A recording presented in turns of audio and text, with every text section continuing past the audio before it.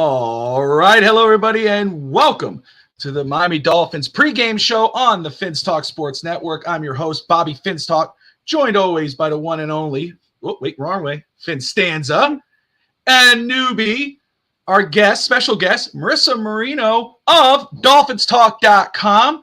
I'll start off with the guest of honor, FinStanza. Marisa, how are you? Welcome to the show. Thank you so much for having me. I'm excited to be here, and I am doing great. It is a Monday night, and the Dolphins are on, so couldn't be better. That's right. Are you ready for some football? I mean, the fact that it wasn't yesterday and I had to wait a full another 24 hours, I'm like not ready. I'm ready. Like extra ready. That's just, let's get it, right? Let's go. I know it. FinStanza, what's up, brother? How are you? Oh, you're muted. Oh, no. Glitch.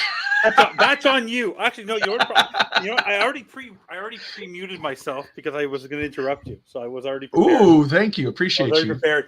No, I'm doing great. I actually enjoyed yesterday not because then the Dolphins not playing because I got to analyze all the games and just relax and enjoy football for what it is and not feel stressed by the Dolphins. And we got to see where everything landed. I am excited because honestly, I was kind of ill after yesterday's games. I don't know about you guys, but I'm suffering from hand, foot, and Romo disease. I swear to God, I've never seen a guy in my life in sports. I've never seen a guy who's such a homer for one guy. It's literally nauseating. And I know Marisa actually commented a little bit about it on Twitter, but I've never seen anything like this. And we have to suffer through him next Sunday. He's actually, him and Jim Nantz are doing the Jets game and the Dolphins game. You hear what he said at the end of the broadcast, Bobby? No. At this pace, the Bills can host a playoff game. And then Jim Nantz responded by saying, "You do realize that the Dolphins are a couple games ahead. Oh, but they beat them already. They can catch them essentially." And I go, "What is wrong with this guy? Like, no matter what Josh Allen does, there's an excuse." And I just couldn't get over myself. Yes, phenomenal quarterback, but can you have some parity? Can you have some? As a broadcaster, you're not a homer. If you want to go work for the Bills, go work for the Bills. But you work for CBS. So I don't know. Goodness gracious. Honestly, it was ridiculous. It was my most shared tweet. I mean, over 200,000 people viewed that thing about Tony Romo and what he had to say. And Jim Nantz was just baffled. He was like, did he just really say this? But it is what it is. It is what it is. Can't control him, and the Dolphins control their own destiny. And we're going to talk about all that. We're going to obviously talk about tonight's game, what they can do in today's game, the keys to the game, predictions. We're going to talk about some of the games yesterday. 3 key games for Miami were Jacksonville at Cleveland. You had LA at Baltimore, which was an amazing football game, and then Buffalo at Kansas City. And hey, you know what? Miami did win yesterday despite not playing. So we're going to touch on that. But before that, again, Marisa, talking about like the Dolphins taking the league by storm. You have taken social media by storm. You came out of nowhere. You've been doing great things. I'm very excited for you. Brought it up. You are now with DolphinsTalk.com. What do you got going on over at Dolphins Talk? Thank you so much. Yeah, I mean, people have asked me, they're like, are you sure you don't like work for somebody on the sly? And they've just like integrated you to like see like a mole or something. But no. So Dolphins Talk, it's been great. I joined them a couple weeks ago, and I'm officially on with Mike on Tuesday nights at 6 o'clock Eastern. Just kind of not really doing so much game breakdown because it's on a Tuesday. Although after tonight's game, tomorrow's will be game breakdown for sure. But, like last week, we talked about what was going on in the social, as far as like the media narrative around the Dolphins and MVP race and different things of that nature. So doing that, really grateful for that. Also posting videos on their YouTube page and on my own YouTube as well. Just kind of pregame, postgame analysis. And when something crazy happens, like Jerome Baker gets put on IR, I throw a video out there about that. So it's been a lot of fun. That's awesome. They got great people there. Mike and Tom, good guys. Ian, of course, Big E, great people. And so what time is your show tomorrow so people could catch you guys live? So it's tomorrow at 6 o'clock Eastern. Awesome. There you go. Thank Very you. Cool. So, FinStanza. Yeah. So a lot to talk about tonight. Dolphins 9-3. Again, right now, currently, as we know, they are second in the AFC just because Baltimore won their game yesterday. Mm-hmm. And again, LA Rams, what a game. And Evan, you and I talked about this. The Rams are such an odd football team. They're a team where you're like, oh, they're going to lose that game. And then they win it. And then the game you say they're going to win that one. They lose it. But yesterday they showed, man, they were hanging with Baltimore. So let me ask you this in regards of Baltimore, because we got them in a few weeks, and that's going to be like the Cowboys and, of course, Buffalo at the end. They're measuring stick games. I call them measuring stick games. But do you feel better about the Baltimore matchup now? Or do you, after yesterday, where you're like, man, I'm still kind of. I'm not concerned about the Baltimore matchup from the sense that they've been there before. They looked beatable yesterday. Lamar Jackson did what he had to do, but he wasn't phenomenal. People are putting him in the MVP race. I don't think he has been as phenomenal as people think he is. I think the defense is what's been really carrying them a little bit more. He's overthrowing guys like he overthrew Odell in that one play in overtime. Overall, they looked beatable yesterday. It was on a fluke punt return where they couldn't tackle. I think maybe the Rams may have been watching the Dolphins special teams from last year with Danny Crossman, the way that they were tackling. Honestly, I didn't even understand that with the Rams. But no, they don't. Honestly, they're a great team. I think they're one of the top two teams in the AFC. But I believe we have the firepower to stick with them, because I do believe we have a better offense than them, and they may have a top two defense. But by the time we get to Baltimore, and if you look at our stats since Jalen Ramsey's come back, we have one of the top defenses in the league. Number one defense. And you're seeing the depth on this defense. Like, everyone was so worried, and you watch Hard Knocks about losing Jalen Phillips. And what did I tell you that night? It's Gink's turn. And wow, did he wow us last week, right? Like, it was just what he was able to do. That's the one thing that's cool about this team, is it's next man up.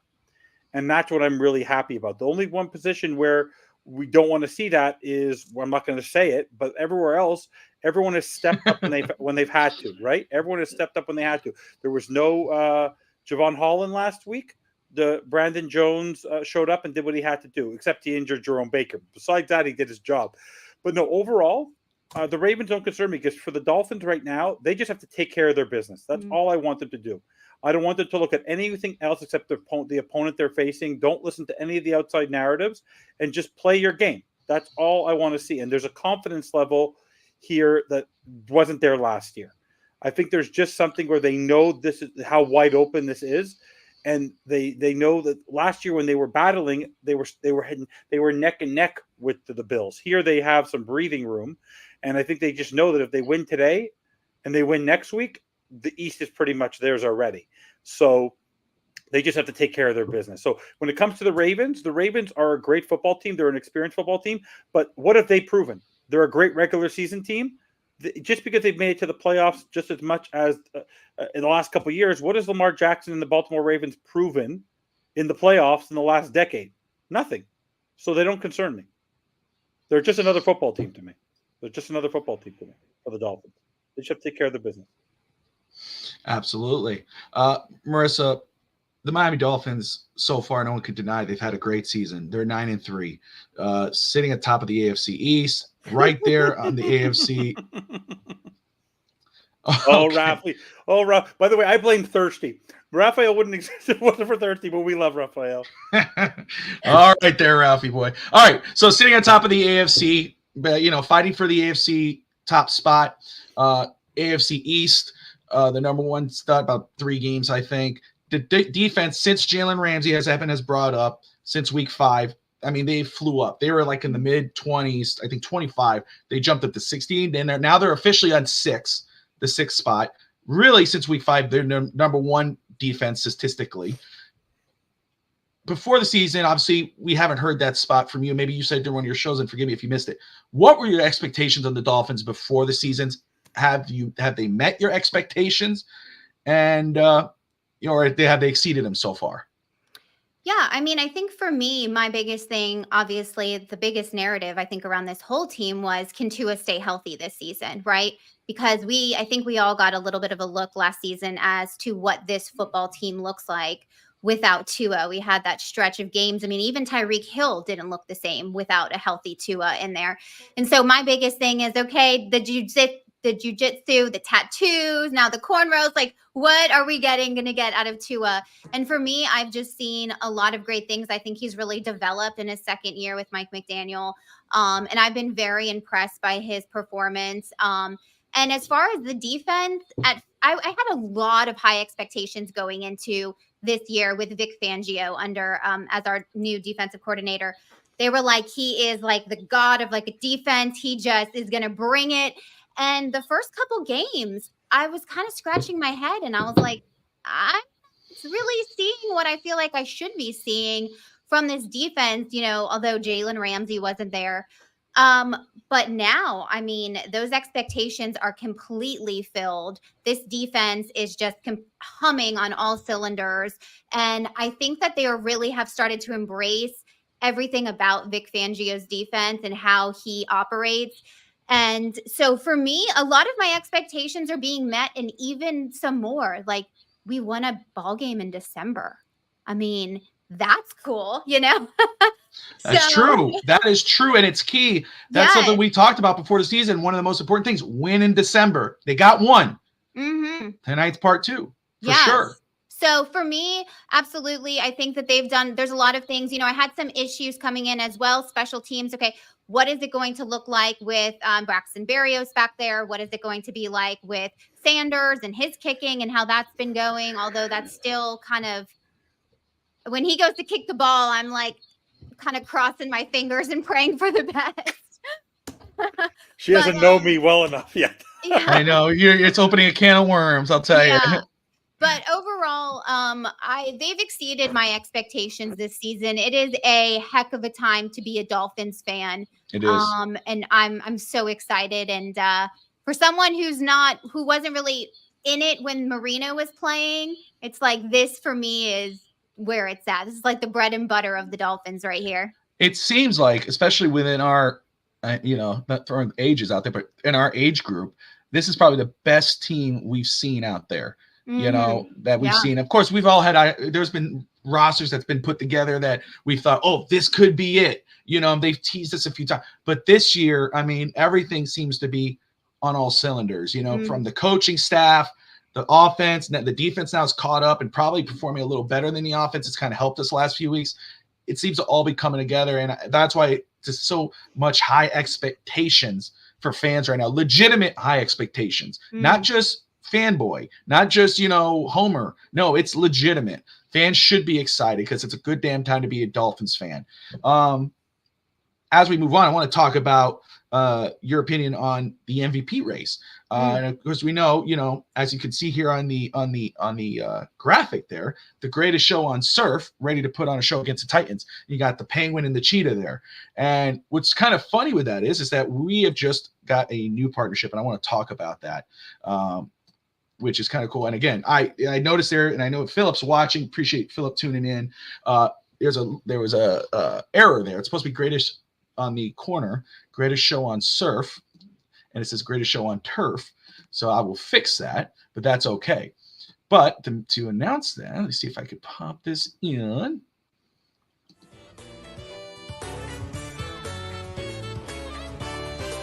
Very excited to announce that the Fins Talk Sports Network is now partnered with the greatest show on surf shop online. If you guys are excited as we are about the Miami Dolphins, you're going to want to check out their shop online. They got some of the best gear, represent the Fins, celebrate the best offense in football, the best team in the NFL, the greatest show on surf. They have everything from hats, hoodies, denim jackets, everything. Coffee mugs, they got it all. Got to go check it out. Go show off wherever you are. If you're in Mississippi, if you're in Tennessee, if you're in Texas, Delaware, or Canada like FinStanza, wear this gear. Tell them, show off that you're a Dolphins fan, a fan of the #1 offense in football. Go check out their website, thegreatestshowonsurf.shop. Use promo code FINSTALK and get 15% off. Anything over $50 is shipped for free. I am super excited to be working with them and excited to work with Philip and his group there.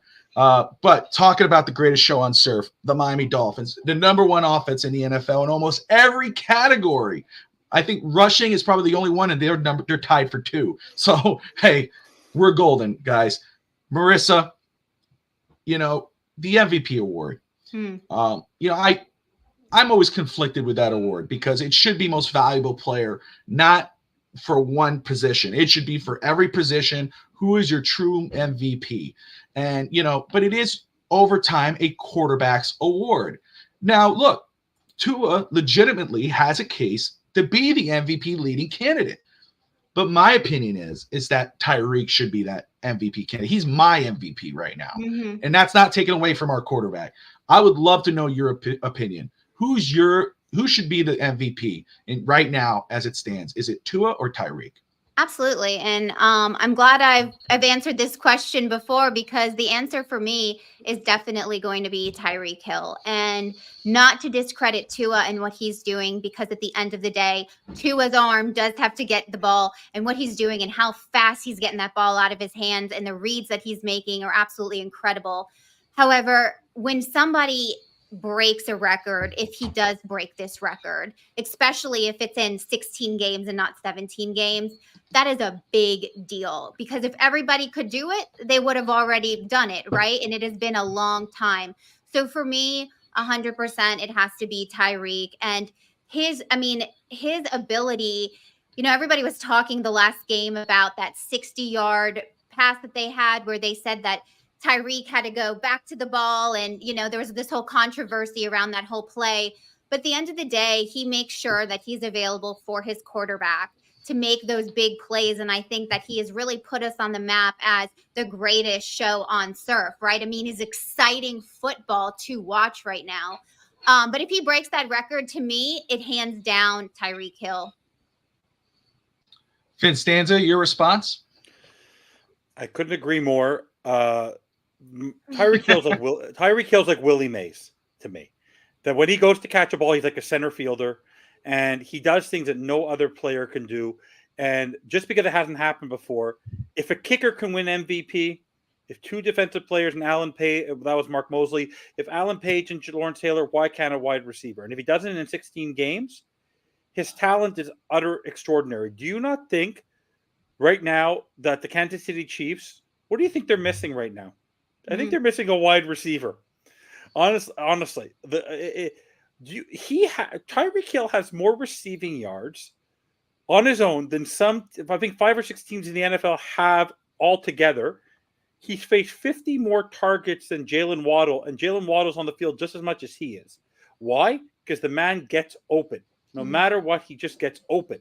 And he may drop a ball randomly, but the guy's just super. It's a super athlete, and he should be recognized for it. You know how hard it is to play 7 years in the NFL, make 7 Pro Bowls. The guy's won a Super Bowl. The guy's done everything he needs to do, and no other wide receiver in the NFL is able to do what he's able to do at the ease he's able to do it. Now, yes, I agree with Scotty that without Tua, the Dolphins would not be anywhere, but without Tyreek, we would not be on the trajectory that we're on right now. Yeah. I'm so excited. Our first meeting with each other, we're on the same page. This is great. I need to go. I was nervous. I was like, "Oh, he's gonna scare her away. So I'll never do this again." Honestly, people tease me all the time, but in the end, this network loves me. It's all good. Us Canadians were really sweet. My goodness. And talking about the defense again, I have it on here, Marisa, since week 8, since Jalen Ramsey's come, they are the 6th ranked defense currently, if you look at what in the official numbers. But I saw that today and I was like, holy crap, that's true. They are, since week 8, if you take out the first 8 weeks, they are the #1 defense. I mean, and it's crazy to turn around, because I was like you and and so was Evan and Fish Tank Hank on Fins Talk today, where everyone was very excited when we hired my goodness, what's the thank you. We were all excited about what our defense could do, and after the first few weeks, we're kind of like, yo, what's going on here? This is not the defense we expected. Mm-hmm. And even though the defense wasn't as talented as our offense, it did have talent. You did expect a better showing. Come week 8, Jalen Ramsey shows up. And I mean, what a turnaround. Since then, number one in the NFL. Would you stop with the faces? Number one in the NFL. I mean, points allowed, they're in fourth place. 16 points allowed average since week 8. First place in total yards per game allowed. What, are you playing defense or something? Are you on the field? The hell are you doing? What did I say when the day he came back? You say that every week. Are you going to keep doing it? It's over now. We gave you your flowers. Let it go. Gosh. But she doesn't know Good about job, my flowers. sir. Good job. Can I ask her? No, give you your flowers. I apologize. The joke I made, Marisa, the reason I'm doing this is because I made a comment the day he came back on the Patriots game that Jalen Ramsey is the Tyreek Hill of a defense. No. And Bobby squashed that pretty quickly. I think he regrets saying that now. No, I don't regret anything I say. I said no one's as talented as Tyreek Hill. I didn't say his impact. I didn't say his impact could be as great as Tyreek Hill, but I said as a player, Tyreek Hill's up here. That's what I was saying. But I've said I've regulated that a little bit. But please keep patting yourself on the shoulder there, Chief. Anyway, following back on my point, guys. Interceptions, they're tied for second. They average about 1.5 per game. Offensive passer rating, fifth, 76.8. And opponent's third down, they're second, 27.7%. Those are crazy numbers compared to where we were. And I know you brought this up, Marisa, but as a fan, and we know we're watching this game, what have you noticed? Is it Jalen Ramsey alone? What has changed about this defense since week 8, in your opinion? That's put it. Defense wins championships. What's it? Offense sells tickets. Defense wins championships. I think that's the saying. What has made this defense so damn good in the second half of the season? I mean, obviously, you have to give it props up to Jalen Ramsey. I mean, you said it. I don't think we've allowed more than 17 points since his arrival back onto our team. And so, I mean, that is absolutely huge for us. But I would have to say, I mean, guys just, showing up and stepping up. I mean, before Phillips got injured, Van Ginkel was just balling out. Phillips gets injured. Van Ginkel, was overshadowed during that time, but rightfully so. Comes back in and just, makes himself a household name in that game. And so I think it's just a development that we're starting to get of some of these players. And I think it's through the coaching. I mean, and you're seeing on the offense too. I mean, with the re-signing of Austin Jackson and Butch Berry coming in and the way he's developing these players. I mean, I think that it comes down to a lot of it too is the coaching. I mean, they talk about Mike McDaniel all the time. The way he is just instilling a confidence and a belief in these players that they just didn't have before. They were a little battered, a little bruised, a little broken down. And I think that makes such a difference for them. And you're starting to see it in their performance and in their development and in their production. And I mean, it's great as a fan when you can have your offense and your defense come together, which I feel like as long as I've known the Dolphins, it's a little bit of we're one or we're the other, or maybe we're not any of it at all. But for the first time, I'm seeing kind of both at one time coming together, and it's great. No, I absolutely. And a lot of these games that, again, the 3 games are coming up. Again, you got 5 games left. Miami, we want them. You got the Jets next week. Then you got Cowboys, Ravens, Bills. You're hoping, I guess, best case scenario, obviously 5-0 going into the playoffs, but 3 out of 5 would be great.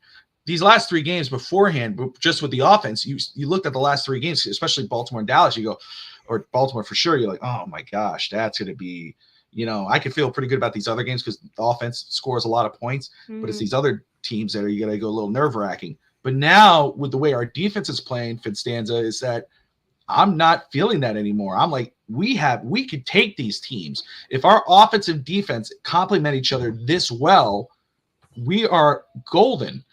We should feel golden at least, especially at this stretch. And Miami, and I'll let you follow it up, Evan.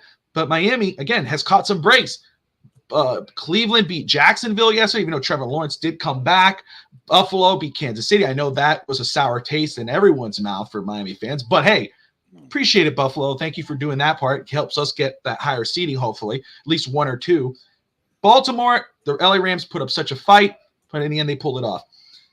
But that could all happen. But if Miami loses games, especially like something like tonight, if God forbid they do, it's not going to freaking matter. But Miami's been doing their job. They've been beating the teams they're supposed to beat. They just have to finish the job against Baltimore, Dallas, Buffalo.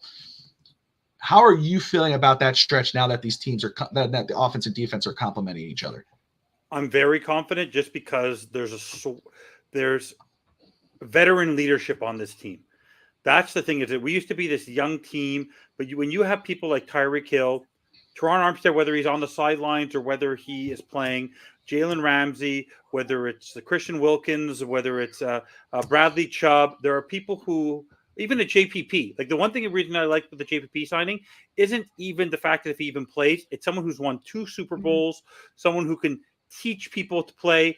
There's something about this team. There's a comfort level. Like Alec Ingold, Cap for Life. I'm gonna make the prediction because we all love Alec Ingold on this network, except especially Bobby Melendez. Congratulations on being the nominee for the Walton Payton Man of the Year award, mind you. He's gonna get a touchdown tonight. He's gonna get his first touchdown tonight in honor of that. But there's just something about this team there's a camaraderie. There's an experience. You're not worried on the sideline. Remember at the beginning of the year, I said to you, the biggest thing for me about Vic Fangio wasn't necessarily his role as a defensive coordinator. It was more as a mentor and as a sounding board for Mike McDaniel and having someone who he could go to. Last year, who did he have to go to? Josh Boyer? Like, where was he going exactly? Now he knows there's somebody that he focuses on the offensive side of the ball. If he needs any support, he has an experienced someone who's been a head coach, who's been in the league 35 years. That's why I'm confident heading into the next stretch, is that they know what they have to do. And also, we were all worrying about how this was going to be a murderer's row of an AFC. And I would be more concerned facing the top 3 teams in the NFC than I would be the other teams in the AFC right now. So I'm much happier not having to face that right now in a playoff game. I wouldn't want to face Dallas, a San Francisco, and Philly. I'd rather face a Kansas City, a Baltimore, a Pittsburgh, a Jacksonville, a Cincinnati. Those are less concerning for me. So no, for me, this stretch, there's just having Jalen Ramsey, a Super Bowl winner, having Tyreek Hill, a Super Bowl winner, having Vic Fangio, an experienced coach, having JPP as an experienced guy. There's more experience everywhere you look. It doesn't matter where you look. And Tua is now playing with such a confidence because he knows he has that support around him. And look at Raheem Mostert, like the touchdown machine. Devon Achane, a touchdown machine. Bobby, you and I, before we even met, we used to struggle. 17 points a game in the Brian Flores, Adam Gase, Tony Sperano, Mr. Field Goal, God rest his soul. We were lucky if we got 17 points a game. We're disappointed if we don't get 17 points in the first quarter. That's just for me. But by the way, I just want to make a point because I know we're going to talk about the Titans game. I do want to send out my condolences to the entire Titans family on the passing of Frank Wycheck. I think that's really devastating for him. Only in his 50s. This is the guy who was the Miami Miracle. Like that was the what do you call that in Music City Miracle? We had the Miami Miracle. He was part of the Music City Miracle against Buffalo, mind you. But no, for me, I always I was saying this to Hank on Saturday on Fins Talk Today that I always get jitters before every single football game. I don't care if they're playing remember we were together. What was my reaction after 14-0? Oh, dude. You wanted to leave the building against the Panthers with me. Marisa, I'm telling you something. I talk to this guy after every game. He'll call me, or we do post game together. And even if the Dolphins win, he can go off on a tangent. But I was like, my goodness, if the Dolphins before the game, we were in Carolina. We were just talking about that when we were at the Panthers game and I said, if one missed field goal, because he's all over Jason Sanders, one missed field goal, one INT, I'm walking away. I'll say before you can even turn around and look at me and go, what the hell's going on? I'll be gone. Not even after we were down 14-0. This guy's sitting going, it's effing ridiculous, man. This is it. Why are you doing it? I'm like, dude, the game just started. I'm like, let it play out. But that's just who he is, So it's the same way if it makes you feel better. I mean, I'm ready to throw out the baby with the bathwater. When it was like 5 minutes into the game, I was like, oh, well, it's over. Yeah. And, so I get it. No. For me, like I said, I think we live and die, though, with Tua, just because last week, and we talked about this, I said to mention the keys of the game is all about the turnovers. His confidence level when he's not throwing turnovers is completely otherworldly. He just has to not make those mistakes. That's all. Like if the Dolphins play turnover-free football on the offensive side of the ball, we're good. We're golden. Like just don't give. We seem to keep people in games. We don't seem to be losing games. We seem to keep people in games, and that's what we have to get over. And that's what we seem to be getting over. Last week, I think Bobby. Last week was probably, and I was critical about the run defense last week, but remember I even said that I was critical about how Brian Robinson and Antonio Gibson got space against Wilkins and Sealer, but that was the most complete game I think they've played under Mike McDaniel by a country mile. So for me, they just have to take care of their business today. There's zero reason. Keep Derrick Henry at bay. This team does not go down the field. They have no one in their secondary. Have some fun and just run. But I still want to see a balanced attack tonight. I want to see a mixture of A-Chain. I want Wilson to get more touches. I want to get him more involved in the game a little bit more. Because you can see right now, A-Chain seems to be getting injured a little bit. Only you get a little banged up every game because he's getting too many carries for such a small guy. I think they still need to balance the attack a little bit, but no, I'm right now. This should be a cakewalk tonight. It's every game, but for the Dolphins, bright lights, finally wearing aqua uniforms, Bobby. They are finally wearing aqua. They need to basically. I don't have this number in front of me, and forgive me, guys. As you could tell, as you both know now, I try to be as prepared as I can, and I'm a little upset because I thought I had it, but I don't. Yeah. But Miami's primetime record hasn't been great lately. No. I know that. So this could be a chance for them to get in that win column there against this team. Again, here's the tail of the tape. Tennessee Titans right now are 4-8, Dolphins 9-3. At home, Miami's 5-0. That's why I think seeding, home field advantage is so important, especially in the playoffs. The Tennessee Titans on the road, they're 0-6. 0-6. So that's a good sign for Miami. They average about 17 points a game, about 18 points, 17.8. And Dolphins average about 32. They allow 21 points a game compared to Dolphins 22. Their offense is ranked 27th in football, where Miami, of course, is number 1. And defense, they're ranked 17th compared to Miami 6th in the NFL. Derrick Henry, I know we don't have the inactives yet. I know Evan will follow up with that. I'm still following up as well. But Derrick Henry did suffer what was thought to be a concussion. It was questionable if he was going to play. I think he is. I know it's not confirmed yet, but I think he will. Jeffrey Simmons will miss today's game. That's huge for Miami's run game. Somebody actually told me today, because I do live obviously in Titans land up here, that they were missing. Fulton is going to miss it today, I think, at the corner. Yeah, he's out. No, he's officially out. Fulton. He is officially out. And then Marisa, you spoke on this. The Titans fired their special team coach, Craig. How do you say his last name? I butcher names. Ackerman. They fired him this week, so they're kind of on a little bit of a tailspin right now. Of course, Will Levis is starting. He has 1,200 yards, 7 touchdowns, 2 picks. Derrick Henry, 841 yards, 8 touchdowns. Raheem Mostert, who had a lot of noise before the season in regards of Jonathan Taylor, Cook, all these guys. And he was saying, what about me? And look what he's doing this season. We're talking about Tyreek, Jalen, Tua, the defense. The unsung hero of the Dolphins offense is Raheem Mostert. I mean, he only needs 2 touchdowns to tie Ricky Williams.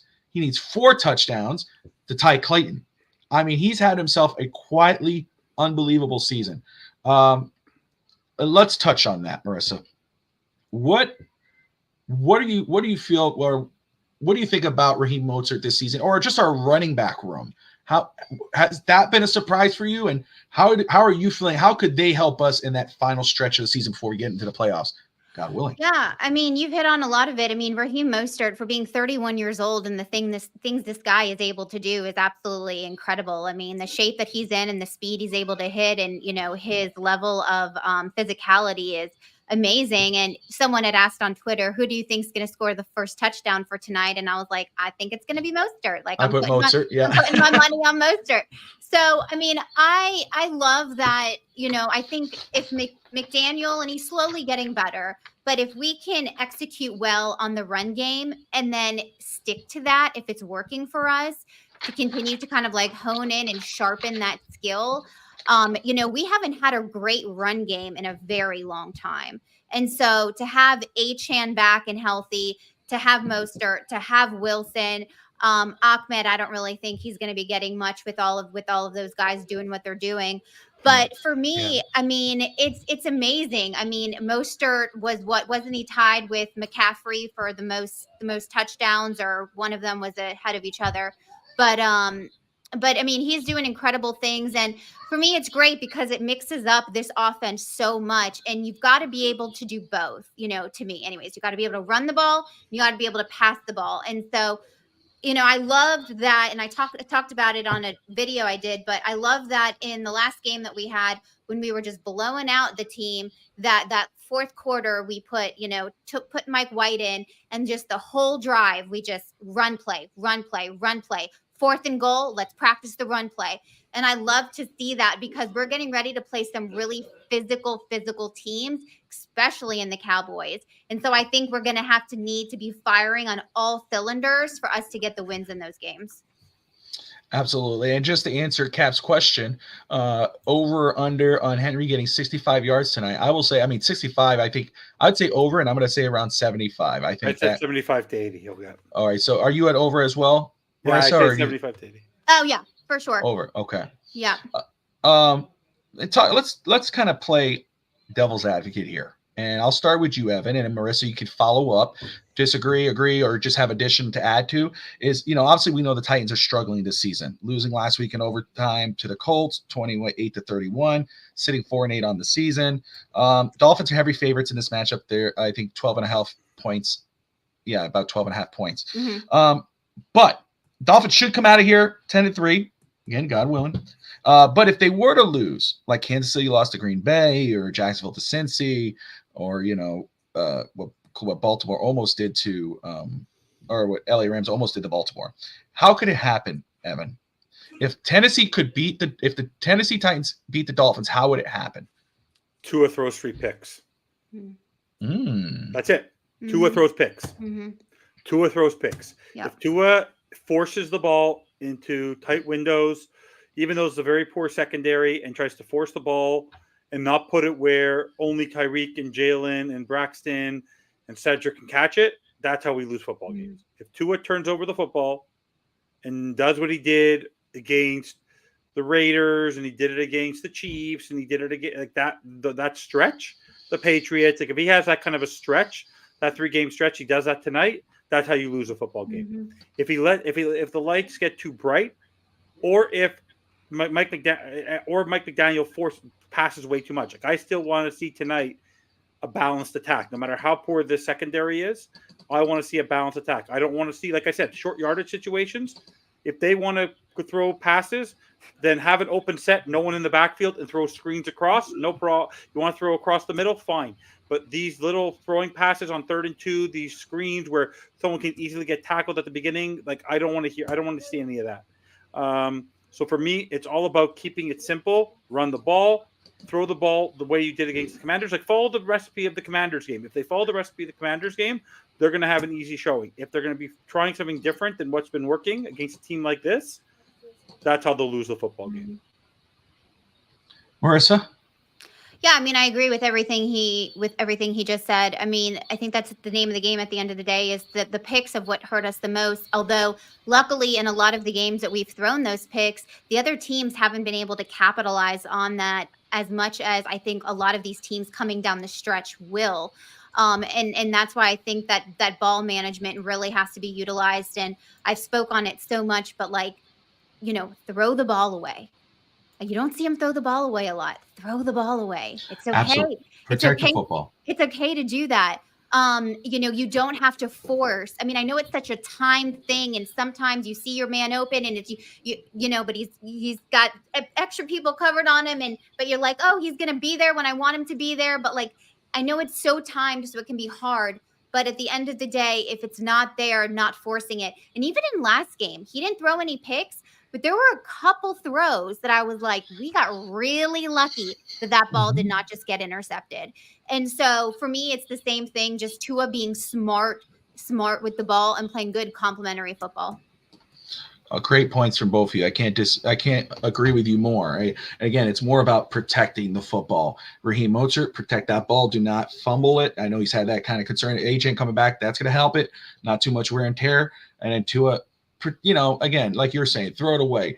Yeah, there's some times where you have to just take the risk, Fitz magic it. That's the way I call it. You sometimes you got to take that shot. Sometimes you just need to hold on to it, throw it away, protect the ball. Do not give the other team, especially some team like the Titans, any kind of chance or belief that they could actually win it. Put your leg at their throats, foot on their throats, and finish it. But wait, I want to mention what's actually going to be nice tonight about listening to the game is the fact that there's actually like 2 homers on this team. Like if you've spent the time, Dan Orlovsky loves Tua, but honestly, what kind of a breath of fresh air has Louis Riddick been the last week? Oh my gosh. What a breath. Like he was calling Austin Jackson out on how great he's been the day before Austin Jackson got his contract. So this is a guy who belongs as an executive in an NFL team. This guy just looks at something so differently, and what a pleasure to listen to him. It will be nice to actually hear people who are positive about the Dolphins on the network tonight. No, Louis Riddick has been on a roll. Cap had a question, and I'll let you guys answer that, and I'll let Marisa start. He says, let's say the Jets are out of it. Mm-hmm. Do you think they release Dalvin Cook? And if they do, if so, would you pick him up? I wouldn't. No. I don't think it's necessary. You have Chris Brooks. If you need a fourth guy, you have Chris Brooks. My question, if it depends on the health of the team. I know where I sit at the top of it, but right now, as it stands with the way the team is playing, especially our running back room, depends on the health. If, God forbid, Achin goes down again or something with Raheem Mostert, especially if the Dolphins are in the playoffs, then that might be a talk. It's something that's when I would consider it. Other than that, if our team is healthy, I'd leave it alone, especially our running back room. If they're healthy, let them ride it out. I think they're doing a great job. Number 2 in the NFL, guys, and Raheem is going to break some. Looks like he's going to break records. All right, so we're still waiting on the inactives list. Correct. Which is fine. So while we're doing that, and something I was finding interesting, I want to check on something very quick. Again, if Miami wins tonight, well, let's ask this. Evan, I'll start with you because we got one game left. Green Bay versus the Giants. That's happening tonight as well. Who wins? Oh, that's an easy one. Yeah, I mean, Green Bay, the way Jordan Love has been playing lately, I mean, he's been playing lights out football. I mean, it's a no-brainer. I hope nobody is, besides, unless you're a Packers fan or a Giants fan, if you're going to be watching that game over the Dolphins, that's a crying shame. But even if you're a Packers fan, Stager, watch a winning. I'm just saying. Actually have a balanced attack. They're doing really good. They have Jones, they have Dillon, they have Watson, they have Dobbs, they have a good offensive line. Matt LaFleur gets a little bit more freedom because he doesn't. Honestly, you knew how that offense was running while he was there. And honestly, the NFC for wild cards is pretty wide open right now. And for me, Jordan Love developed really well there, and he's just doing his job. They're protecting the football, and he's playing very, very well. So that should not be a difficult game for the Packers tonight. So obviously, if Miami wins tonight, the way it plays out, they stay at the number 1. They go back to the number 1 seed. Obviously, they didn't really lose it because Baltimore played yesterday. Miami plays today. Miami went to the 2nd seed when Baltimore won. Miami wins today. They go to the 1st seed. But talking about matchups, I just want to say this about playoffs. Matchups are so important. Me and Marisa were talking about this earlier before the show with the matchups. I mean, looking at it now, let's say, again, hopefully not, Miami loses tonight. The matchup they would face if the playoffs started today would be Indianapolis. If that be the case, I'd be okay facing them. You know what I mean? Sign me up. That right? Like that's the last time we faced them. Yeah. The last time we faced them in a playoff game, Lamar Smith and Jay Fiedler got us our last playoff win. Whoa, history. We'll see. So again, silver lining, right? Obviously, if we win this one, and if the end of the playoff ended today, Miami would have that bye. But again, what team? Let's ask this. Obviously, Baltimore, I guess, would be like the easy pick. But what team would you guys not want to see in the playoffs? I'll start with you, Marisa. If there was a team round 2, let's say Miami has that bye, okay, or even wild card, doesn't matter, but either one. If there was one team, you feel like if there's more than one team, you let me know. That's okay. But which team would you be like, if there's any team we could skip, that'd be the team?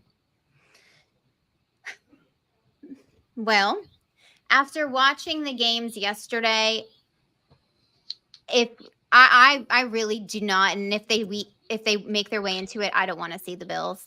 I really don't.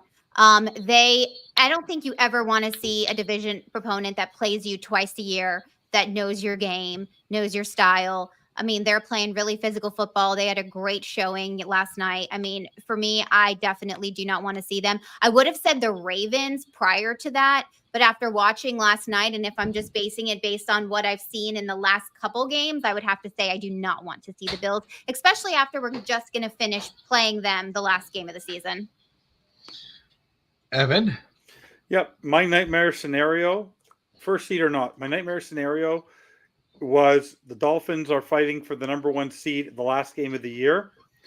They face Buffalo. Buffalo wins, they're in. Dolphins lose their second, and they're the week after, Buffalo's back in Miami facing them. That's my worst case scenario. Josh Allen can win a game on his own. And whether we despise the Bills or not, he's a phenomenal talent. Does he throw the turnover the ball? Yes. But the guy can make magic all by himself. And he's just one of those guys who is like a Patrick Mahomes, who is like a Lamar Jackson, where with his legs can do something special. Out of the pocket, the play's never over. And I think we could take them if it's home, but why would you want to put yourself through that? Like, do you think if the Cowboys have to face the 49ers, they need to win their division, because if they have to face the 49ers at any point prior, they'd rather face the Eagles. No one wants to face the 49ers. No one wants to face the Bills because there's too many weapons. The same way people don't want to face Miami. But for Miami's kryptonite right now is the Bills. I'd like to get I just don't want to have to see them. That makes it a much tougher path for the Dolphins. Yeah, I mean, they are a lot better football team than their record gives them credit for. I mean, they are not in this fully because of some really knuckleheaded plays that they make and some things that they do where they are just their own worst enemy. But don't let their record fool you. They are definitely a team to be reckoned with. So as much as I don't want to say that, because I literally despise them with every fiber of my being, but facts are facts. Facts are facts. And Raphael, I've seen you. Guys, forgive me. I know usually I'm interacting with the comments, but it's pregame and we're just going crazy with everything. We got a great guest here, Marisa Marino, with us from DolphinsTalk.com, and we're just keeping this conversation flowing. But Ralph has a good one. He says Denver. Interesting enough, the Denver Broncos, which hey, credit to Denver. Wow, what a turnaround! I mean, Russell Wilson, Sean Payton, what they've been able to do after that butt whooping we gave them with 70-20, for what they've been able to do. I don't think that's a crazy answer, Denver. After what we did to them, if we have to face them, that might be a big upset alert type of game. Evan? No. Honestly, Vance Joseph will succumb to the Miami Dolphins again. Evan doesn't care about people's feelings. He goes, no. Vance Joseph has been great. I think Josie Jewell's been great. Courtland Sutton made a catch. Honestly, the reason why Russell Wilson has been able to play well is, unlike Patrick Mahomes, he has 2 receivers in Judy and Courtland Sutton, who are great talents, who are able to catch very difficult passes, and he's able to make plays out of the pocket. Russell Wilson's not the same quarterback he was in Seattle, but they're able to make plays. Do you know this is how crazy thing. You know Javonte Williams scored his first touchdown in 2 years yesterday? Think about that. That's their number 1 running back. That's how struggled their offense, but their defense has been great. That's what's been able to overcome them. Their defense has been stout. Think about this. Tua's put up 70 against the Broncos. Justin Herbert put up 0. There you go. Oh, well, come on. Just bring it back. Just bring it back. But it's crazy, though, how none of us are talking about, we don't want to see the Chiefs, like how much that narrative has changed from last year to this year. I mean, it's kind of baffling to me that they're not at the forefront of my brain. It's a great point. I actually thought about that today earlier. I was like, and I think Evan said this a few weeks ago about the Chiefs, that not concerned with seeing the Chiefs, even though the Chiefs did beat Miami in the regular. Usually it's a team, when you lose against a team, the next time you face them, you beat them, and if the Chiefs right now, inactive list have come in. All right, you go ahead. You could read them off. Okay. So Robbie Chosen, Skylar Thompson, Javon Holland, Eli Apple, Robert Hunt, Teron Armstead, Tyler Kroft. So I'm okay with that because Armstead should rest. Which inactive bothers you the most? None. Neither? I want Holland. Holland doesn't need to. That's the one I don't want it to be extensive. Armstead, I know, is resting for the sake of resting. Yeah. Because Keon Smith can handle this with Kendall Lamb, no problem. It's the extent of Javon Holland's injuries, because he did practice this week. Absolutely. So that's my most concerning one as an injury itself. Well, just this game, I mean, the only one would be I'm with you. I'm okay with it. I don't want Javon Holland to be any kind of extensive kind of injury. Armstead, like we said, I don't know if it was before the show or at the beginning, the top of the show. Armstead, it's like he's the only superstar. I think that was before the show. Again, there's no doubt who he is as a player. One of the best players in the NFL, elite left tackle. Yes, all true. When he's in the game, the team is better. But he's the only one, really. I mean, that it's like when you see him out, it's like, you know what, we're okay. Because Kendall Lamb has done such a good job, and that's why Butch Berry deserves a lot of credit for what he's done. Robert Hunt's probably the one that bothers me a little bit the most. I don't like that Robert Hunt's out. What's wrong with Eichenberg? Eichenberg Express has been phenomenal the last couple of weeks. Yeah, I'm just sticking with my answer, Robert Hunt. Anyway. Well, Marisa, you didn't give Marisa the chance to say which one. She agreed with you. I saw her head. Okay. I mean, if you were to ask me the opposite question, who would I be upset if they weren't on the list, would be Armstead. He needs to be on that list, and we talked about it before the show. I mean, he needs to be marinating on that sideline and just getting fresh and getting correct for these next couple games down the stretch. So I'm glad to see him on there. In an opposite answer. I think that's great. Appreciate it. That's a great answer too. And so now that we have the inactives, let's do this. And not FinStanza, Marisa, I'll let you roll this. What are your 3 keys to secure a Miami Dolphins victory tonight?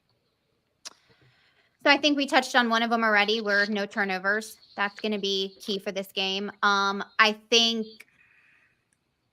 know I don't know how this is going to rub some people, but I think Mike McDaniel play calling. I love what he does, and I think he's great, but I think sometimes he outsmarts himself. So I think just making sure I see your eyes, both of your eyes are. No, you're a woman after my own heart. Oh my God. Holy crap.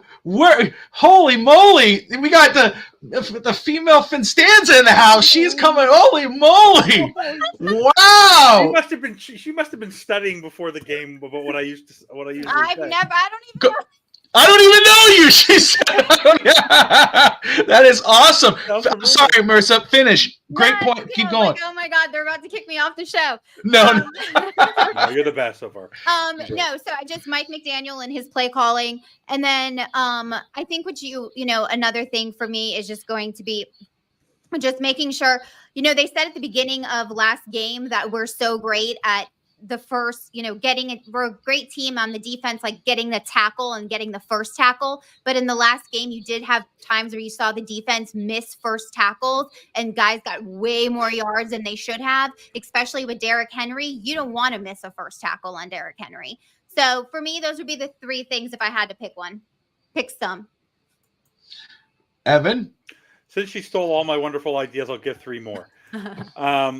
So for me, the key thing on the defensive side of the ball is I don't want to see chunk yards from Derrick Henry. So I don't want to see a 2nd and 6 or a 2nd and 5. I want to see him on a 2nd and 9, 2nd and 8 type of thing. I want to see the defense clog up that middle right at the beginning. I want to see David Long basically just have the best game of his life. Like, honestly, you're playing your former team. I want to see a balanced attack. I want to see just as many runs as I see passes. I want to see a 4-minute offense to end that game. I just want to see that. And then at the same time, I just want to, I think the last thing, I want to see no drops from Jalen Waddle. I want to see 0 drops from Jalen Waddle. The guy, something's up. And Washington Commander game, that easy drop where Tua made a phenomenal play outside the pocket. Because I don't know if you happen to watch it, Marisa. I know Bobby, if you had a chance, go watch it. It's worth the 29 minutes. Go watch QB Masterclass with Drew Brees on what he did with Tua. Tua's pocket presence is amazing, and he knows where he is, and he gives Jalen Waddle the chance to always catch that football. And it seems that the best way I describe Jalen Waddle, he makes the hard plays look easy. He makes the easy plays look hard. Yes. And I want to see Jalen Waddle have 100+ yards today.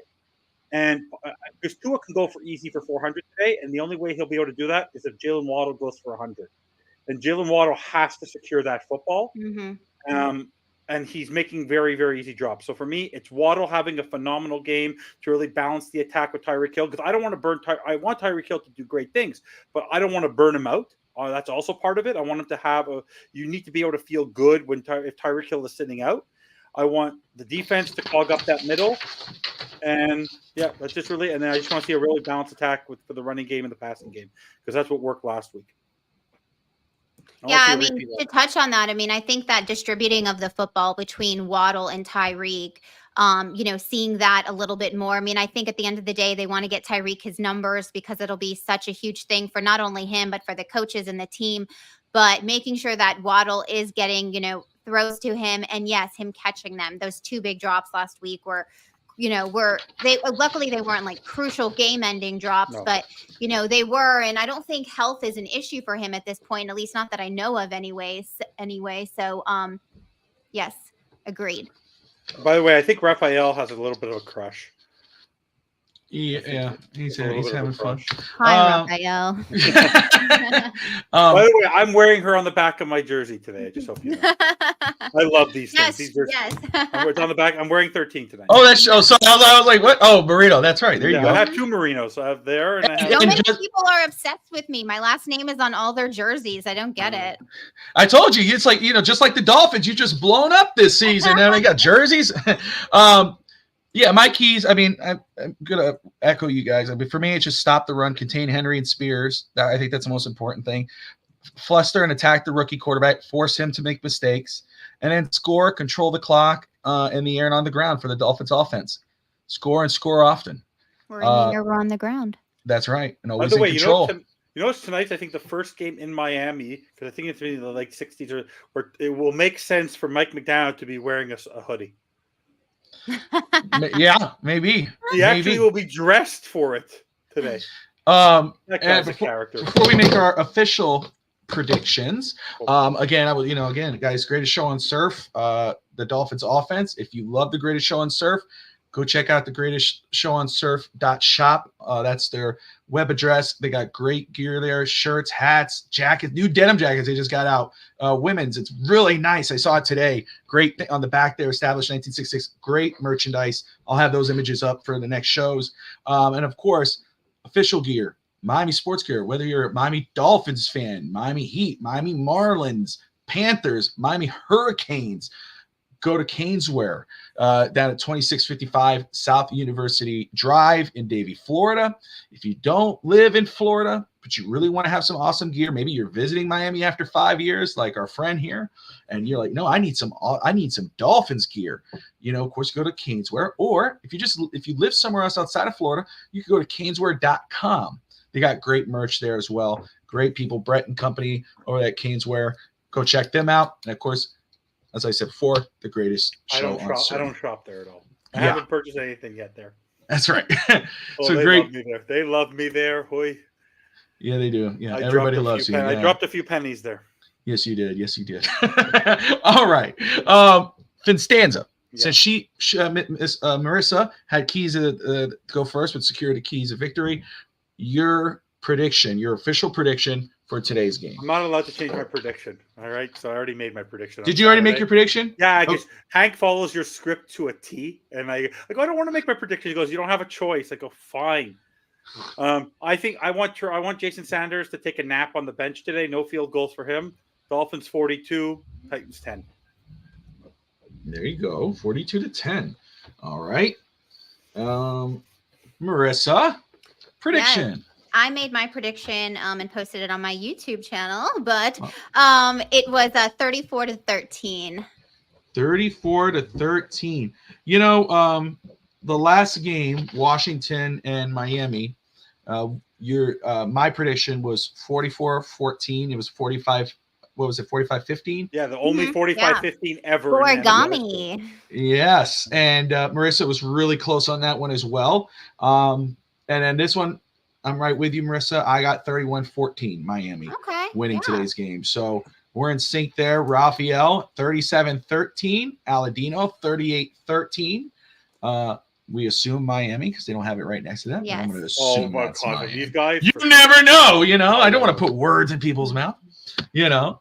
But if they don't cover, people are always worried these big numbers of Dolphins. The Dolphins are actually really good at covering the spread when they win. If they don't win by 2 touchdowns, it's disappointing. Like it's not even just winning. It's like it's disappointing. Evan doesn't believe in Marisa. Evan doesn't believe in a win's a win. No, he you know, because we do post game, and again we react to everything. We're talking like you when you were saying, you know, I noticed 2 or 3 of some balls that I was not comfortable. I got a little, you know, you're gonna go, look, they won. Who cares? No, that's gonna cost you down the line. So our post game is about that too. We don't talk just about the winning and being happy with what we talk about. Some of the things that bothered us. So he's always, when people go, a win's a win, he don't care about that. And I think to his point, and I hate that I keep agreeing. I'm sorry, and it must be because your name, and I've seen Seinfeld like 45. It's like my emotional support TV show. So I think we're gonna be BFFs. You're not even realizing it. We already are. It's fine. I'm a VP also in my company, so FYI. Oh, see, there you go. Perfect. So I think for me, as far as that's concerned, now I just totally got off topic about what we were talking about. About judging the games, not just taking the win for a win. I think what we have to our name right now is we're the team that beats the bad teams, right? Yeah. But you can't be the team that beats the bad teams and you beat them by 3, you beat them by 5. You have to be the team that beats teams and you blow them out of the water, right? And so I think that if we're going to have something to our name that's affiliated with beating bad teams, you don't want to be the team that beats the bad teams by 3. So yeah, multiple touchdowns is key. 100%. Urban has it 48-0. Love it. Wow. Bobby, you don't remember? Bobby, you don't remember after the Denver game when I came onto the post game, I wasn't even happy? You don't remember that? What was the first thing I said? Do you remember? No, I don't even remember what happened. How the heck do they give up a return touchdown on a kickoff?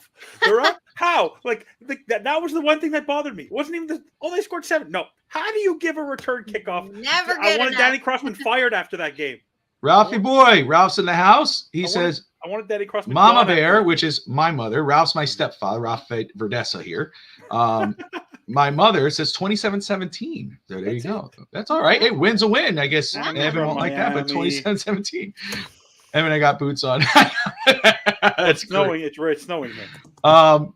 But oh my goodness. So everyone, I want to first off thank everybody for tuning in, whether you're watching on X, Facebook, YouTube, Twitch, wherever you're tuning. We appreciate you. If you're new to the channel, hit that like and subscribe button. Don't forget to check out the greatest show on surf.shop or Caneswear for if you're a Miami sports fan, just want Miami sports merchandise. Caneswear, greatest show on surf merchandise, greatest show on surf.shop. Marisa, you can catch Marisa on dolphinstalk.com and on their YouTube channel. She's live tomorrow, 6:00 Eastern time. That's right. Marisa, I want to thank you so much for taking time out of your busy schedule to hang out with us today. So busy. You're so busy. I mean, you know, you guys are like, I'm a VP too. I'm a VP. I'm like, I'm a client assistant. I'm doing things over here.